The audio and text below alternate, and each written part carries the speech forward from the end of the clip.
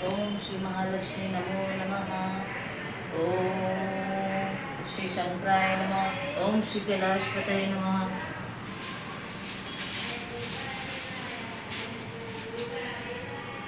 ओम श्री पार्वती पतये नमः। ओम श्री शांति सागराय नमः। जय ओम माता श्री जी। सिद्धिदाताय नमः। ओम श्री विघ्नहर्ताय नमः। ओम शांति शांति शांति।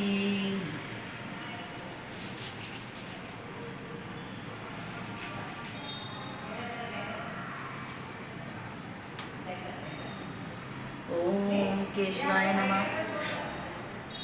ओम नारायणाय नमः। ओम माधवाय नमः। ओम शुद्ध जल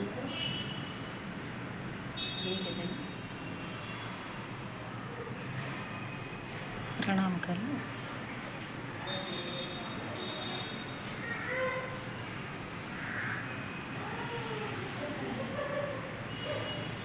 बोलो श्री महालक्ष्मी माता की जय। ओम श्री लक्ष्मी देवी नमः। ओम श्री लक्ष्मीवत की कथा बृहस्पतिवार अथवा गुरुवार की कहानी। श्री लक्ष्मी की कृपा धन दौलत प्राप्त होती है तथा मन की आकांक्षाएं पूर्ण होती है, संतति दीर्घायु होती है। श्री लक्ष्मी विविध रूपिणी है, उनके अनेक नाम है। कैलाश में रहने वाली पार्वती, राजगृह में रहने वाली राज लक्ष्मी, घर घर में विराजमान गृह लक्ष्मी, स्वर्ग की श्री महालक्ष्मी, गोलोक में स्थित लक्ष्मी, ब्रह्मलोक की सावित्री, गोलोक की राधिका, वृंदावन की राजेश्वरी, चंद्रमन की चंद्र, चंपकवन की विरजा, क्षीराब्दी की सिंधु कन्या, मालती वन की मालती, पजवन की पजावती, केतकी वन की सुशीला, कुंदम वन की कुंदंती, कंदम वन की कंदममाला जैसे अनेक रूपों और नामों से श्री लक्ष्मी जी प्रसिद्ध है। ऐसी श्री महालक्ष्मी देवारों पुराणों का पूर्ण ज्ञान था। सूरज चंद्रिका नामक उसकी पटरानी अत्यंत सुंदर, सुलक्षणी और पतिव्रता थी।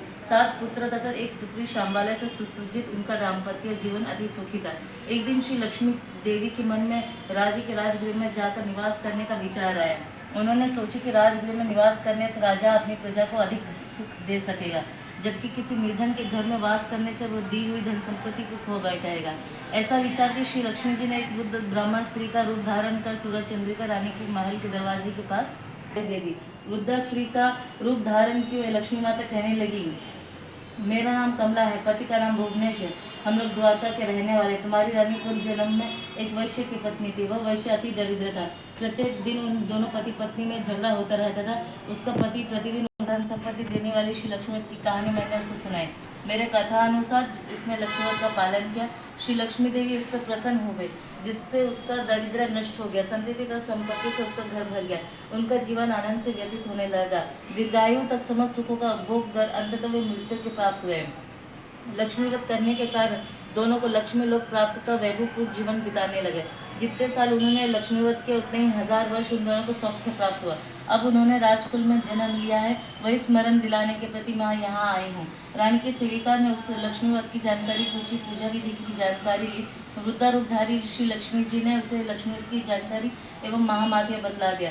रानी की सेविका उस वृद्ध स्त्री का आभार मानकर राजमहल वह यकायक गुस्से में आ गई और एक वृद्धा ब्राह्मण स्त्री को उदंडता के साथ अपमानित किया। परंतु वह वृद्धा स्त्री साक्षात लक्ष्मी थी, ये बात रानी